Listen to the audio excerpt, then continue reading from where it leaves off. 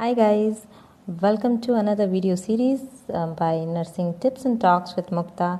आज हम पार्ट 2 लेकर आए हैं इंटरप्रिटेटिंग आईवी फ्लूइड्स का, उसका दूसरा वीडियो की सीरीज़, जिसमें मैं आपको बताने वाली हूँ regarding the hypertonic as well as the hypotonic solutions.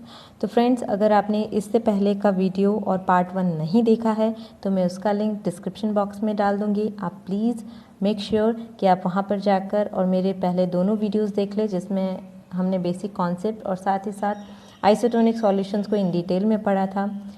मैं विश करती हूँ कि आज का जो वीडियो होगा वो आपके लिए बहुत ही हेल्पफुल होगा और ये आपके जो हाइपरटोनिक और हाइपोटोनिक रिलेटेड सॉल्यूशंस के जो भी प्रॉब्लम्स हैं उसको सॉल्व करेगा।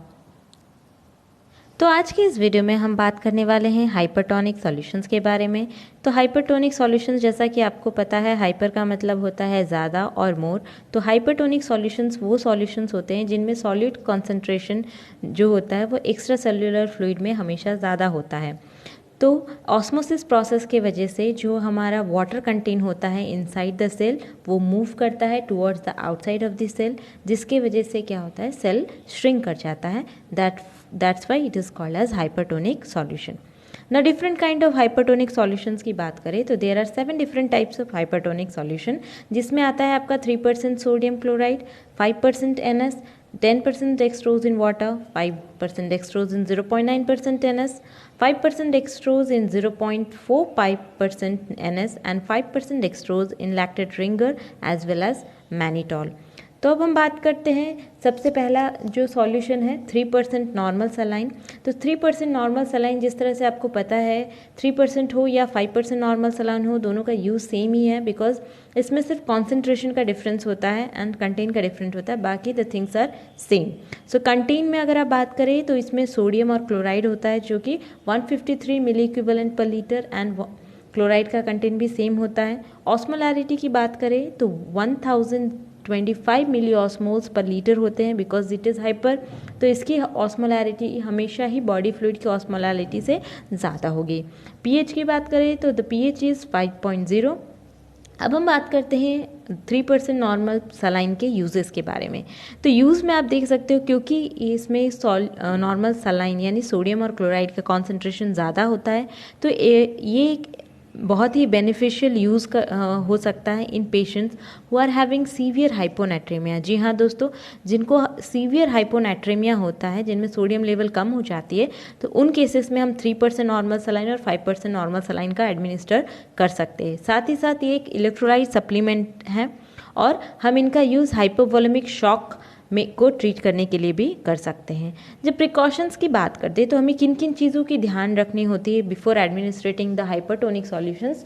तो ये जितने भी हाइपरटोनिक सॉल्यूशंस होते हैं, तो हमें सबसे पहला एक चीज़ ध्यान रखना है कि हमें पेशेंट का कंडीशन पहले से ही चेक करना होता है, कहीं उसको कोई कार्डियक डिजीज़, किडनी का डिजीज़ या फिर लीवर डिजीजेस तो नहीं है, because that hypertonic solutions have high amount of solute concentration, जो कि बाद में बॉडी में रिटेन कर जाती है and that can cause circulatory overload. And even to rapid administration of any hypertonic solution can increase in the serum osmolality, जिसके वजह से वेनस इरिटेशन हो सकता है, CNS हैमरेज हो सकता है और साथ ही साथ थ्रोम्बोफ्लेवाइटिस हो सकता है। तो हमें बेसिकली पूरे हाइपरटोनिक सॉल्यूशन में ये दोनों प्रिकॉशंस का खास करके ध्यान रखना होगा।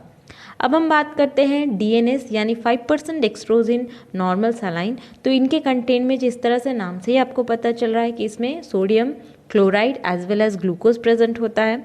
इसकी ऑस्मोलैरिटी की बात करें तो it is 560 milli osmoles per litre and pH की बात करें तो इट इज़ 4।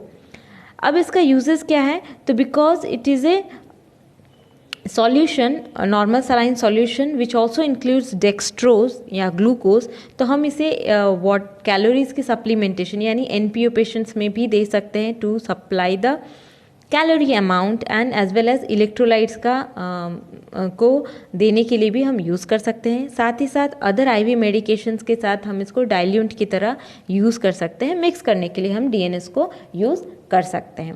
प्रिकॉशंस में आपको क्या ध्यान रखना है, तो जैसे मैंने पहले बताया कि आपको पहले ही देखना है कि पेशेंट में कोई रीनल और कार्डियक प्रॉब्लम्स तो नहीं है, so that we can avoid the fluid volume overload as well as the pulmonary oedema. अब हम बात करें थर्ड जो सॉल्यूशन है मैनिटॉल। तो मैनिटॉल जो है वो 6 कार्बन शुगर अल्कोहल से बना हुआ होता है, जिसकी ऑस्मोलैरिटी की बात करें तो ये 280 to 310 milli osmoles per litre के रेंज में आता है। और इसका जो यूज़ होता है बेसिकली इंट्राऑक्यूलर जो प्रेशर होता है, जो स्वेलिंग होती है, इन्फ्लामेशन, उसको रिड्यूस करने के लिए यूज़ किया जाता है।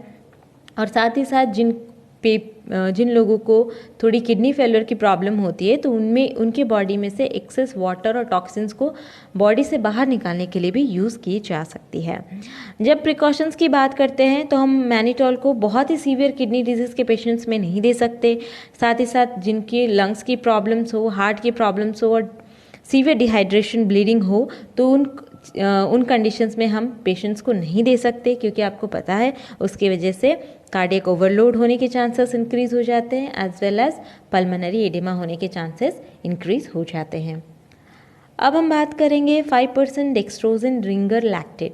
तो जिस तरह से आपको पता है डेक्सट्रोज एंड रिंगर लैक्टेट, तो खुद ही रिंगर लैक्टेट और आरएल एक मल्टी इलेक्ट्रोलाइट सॉल्यूशन होता है, जैसा आपने पहले आइसोटोनिक सॉल्यूशन में पढ़ा होगा।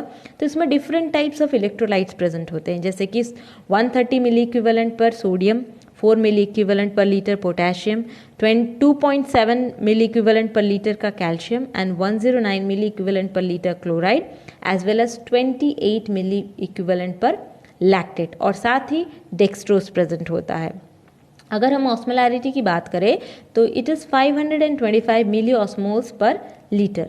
तो 5% डेक्सट्रोज इन आरएल की यूजेस क्या क्या है? तो ये हाइपोवोलेमिक शॉक्स के पेशेंट में दी जा सकती है, हेमोरेजिक शॉक के पेशेंट्स में दी जा सकती है, और साथ ही सर्टन केसेस जिसमें मेटाबॉलिक एसिडोसिस हो चुका है उनमें भी दी जा सकती है, क्योंकि आपको पता है कि हमारा जो रिंगर लैक्टेट में जो बाइकार्बोनेट होता है वो जब बॉडी में जाता है एंड इट कन्वर्ट्स इनटू हमारे बॉडी में जो लैक्टेट होता है, रिंगर लैक्टेट में जो लैक्टेट होता है वो लीवर में जाके बाइकार्बोनेट में कन्वर्ट हो जाता है, जिससे वो मेटाबॉलिक एसिडोसिस के केसेस में हेल्पफुल हो सकता है।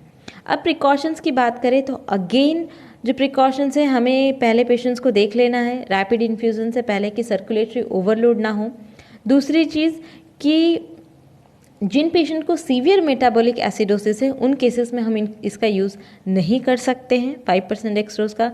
साथ ही क्योंकि 5% डेक्सट्रोज इन रिंगर लैक्टेट, उसका पोटेशियम कॉन्सेंट्रेशन जो होता है हमारे प्लाज्मा में जो पोटेशियम प्रेजेंट है उसके कॉन्सेंट्रेशन के साथ सेम होता है, तो इसीलिए हम क्या कर सकते हैं कि सीवियर पोटेशियम अगर डेफिशिएंसी है पेशेंट को तो उन केसेस में हम रिंगर लैक्टेट को पेशेंट को हम नहीं एडमिनिस्टर करेंगे, क्योंकि दोनों की सिमिलैरिटी, दोनों का कॉन्सेंट्रेशन जो होता है वो सेम होता है, तो कोई इफेक्ट नहीं पड़ेगा। इसलिए हमें 5% डेक्सट्रोज इन रिंगर लैक्टेट पोटेशियम की डेफिशिएंसी में एडमिनिस्टर नहीं करना है।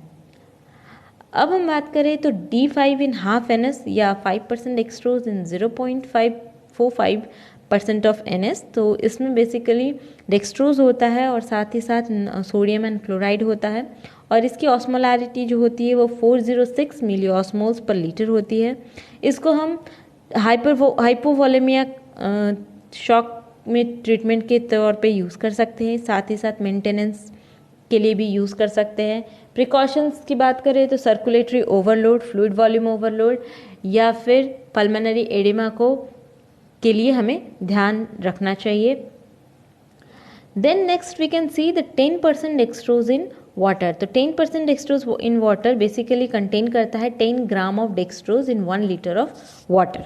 अगर मेरी ऑस्मोलैरिटी की बात करें तो इसकी ऑस्मोलैरिटी जो होती है 505 मिली ऑस्मोल्स पर लीटर होती है। इंडिकेशंस में हम इसमें बेसिकली क्या होता है, फ्री वाटर और कैलोरीज प्रेजेंट होती है, और इसमें कोई भी किसी भी प्रकार का इलेक्ट्रोलाइट्स प्रेजेंट नहीं होता है। और ये स्पेशली जो 10% डेक्सट्रोज होता है इन वाटर, इसको हम पेशेंट जिनको लो ब्लड ग्लूकोज की प्रॉब्लम है उनमें एडमिनिस्टर कर सकते हैं, क्योंकि इसमें डेक्सट्रोज प्रेजेंट होता है जो कि उनको हेल्प करता है टू रिवाइव देयर कंडीशंस। अगर प्रिकॉशंस की बात करें, क्योंकि इसमें डेक्सट्रोज प्रेजेंट होता है, तो हम जिन पेशेंट को डायबिटीज़ मेलाइटस की प्रॉब्लम है तो उन पेशेंट्स में हम 10% डेक्सट्रोज एडमिनिस्टर नहीं करेंगे। साथ ही हम ध्यान रखेंगे कि हम टू रैपिड इन्फ्यूज़न नहीं करेंगे, क्योंकि इससे क्या हो सकता है, थ्रोम्बोफ्लेबाइटिस हो सकती है, वेन्स को डैमेज हो सकता है, थ्रोम्बोसिस हो सकती है, साथ ही साथ hyperglycaemia, glycosuria and hyper osmolar syndrome जैसे कि मेंटल कन्फ्यूज़न हो गया, लॉस ऑफ कॉन्शियसनेस और सॉल्यूट ओवरलोड, ओवरहाइड्रेशन और पल्मोनरी एडिमा, इन सब चीज़ से का ध्यान रखना चाहिए। तो नेक्स्ट सीरीज़ को कंटिन्यू करते हुए आज अगेन हम देखेंगे कि हाइपोटोनिक सॉल्यूशंस क्या होते हैं। तो फ्रेंड्स, जैसा आप सबको पता है कि हाइपोटोनिक सॉल्यूशंस वो सॉल्यूशंस होते हैं जिनकी जो सेल के अंदर जो सॉल्यूट कॉन्सेंट्रेशन होती है वो काफ़ी हद तक कम होती है, जिसकी वजह से एक्स्ट्रा सेलुलर फ्लूइड का जो सॉल्यूट होता है और जो वाटर होता है, स्पेशली वाटर ऑस्मोसिस के प्रोसेस के through inside of the cell आ जाता है, जिसकी वजह से सेल की स्वेलिंग हो जाती है। तो फ्रेंड्स, आप देख रहे हैं टेबल में कि there are 3 different types of hypotonic solutions, जो कि बेसिकली नॉर्मल सलाइंस ही है, जिनके कॉन्सेंट्रेशन डिफरेंट होते हैं। लाइक 0.45% ऑफ नॉर्मल सलाइन, जिसको हम हाफ NS भी बोलते हैं, 0.225% ऑफ नॉर्मल सलाइन, जिसको हम 1/4 ऑफ NS भी बोलते हैं, एंड 0.33% ऑफ नॉर्मल सलाइन, जिसको हम 1/3 ऑफ NS ही बोलते हैं। तो हाइपोटोनिक सॉल्यूशंस की जब हम बात करते हैं तो ऑल द सॉल्यूशंस जो होता है, क्योंकि ये सभी सोडियम और क्लोराइड कंटेन करते हैं, तो इनका कॉन्सेंट्रेशन डिफरेंट होता है। बाकी इनके यूजेस एंड प्रिकॉशंस काफ़ी हद तक सिमिलर होते हैं। तो बात करते हैं, सबसे पहला जो है 0.45% ऑफ NS। तो इसका जो कंटेन होता है वो, क्योंकि सारे ही सोडियम क्लोराइड है, तो सोडियम और क्लोराइड कंटेन करते हैं इन 77 मिली इक्विवेलेंट पर लीटर। ऑस्मोलैलिटी की बात करें तो 154 मिली osmoles per litre, and pH जो होते हैं सारे हाइपोटोनिक सॉल्यूशंस का 4.5 to 7.0 के रेंज के अंदर होता है। बात करें सारे जितने भी हाइपोटोनिक सॉल्यूशंस है तो उनका यूजेस जो है वो बेसिकली इंट्रासेलुलर डिहाइड्रेशन के लिए यूज़ किया जाता है।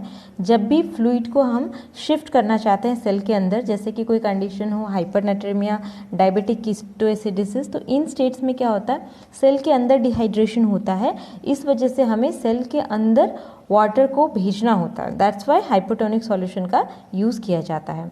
देन अगेन इसका जो प्रिकॉशंस की बात करें तो ये स्पेशली कॉन्ट्राइंडिकेटेड होता है इन पेशेंट विद बर्न्स और ट्रॉमा और लीवर डिजीज़, बिकॉज यहाँ पर क्या होता है कि इंट्रावास्कुलर फ्लूइड वॉल्यूम डिप्लीट होता है, ख़त्म हो जाता है, इसलिए ये कॉन्ट्राइंडिकेटेड होता है in the burn and trauma patients. Then again दूसरी चीज़ क्या है कि it may result in fluid overload and decreased electrolyte concentrations और पल्मोनरी एडिमा, इसलिए हम इसको नहीं दे सकते। साथ ही साथ अगर हम इसका टू क्विकली इन्फ्यूज़न करते हैं तो इसके वजह से रेड ब्लड सेल्स की हेमोलाइसिस हो सकती है। तो friends, this is all about the hypotonic solutions. क्योंकि सारे नॉर्मल सलाइंस ही है, इसलिए मैं आपको इंडिविजुअली सबकी नहीं बता रही हूँ। ये ओवरऑली पूरे हाइपोटोनिक सॉल्यूशंस का यूज़ और प्रिकॉशंस है। एंड कॉन्सेंट्रेशंस और कंटेन की बात करें तो ये थोड़ा थोड़ा डिफर कर जाएगा अकॉर्डिंग टू द टोनिसिटी, जो परसेंटेज है उसके हिसाब से चेंज हो जाता है।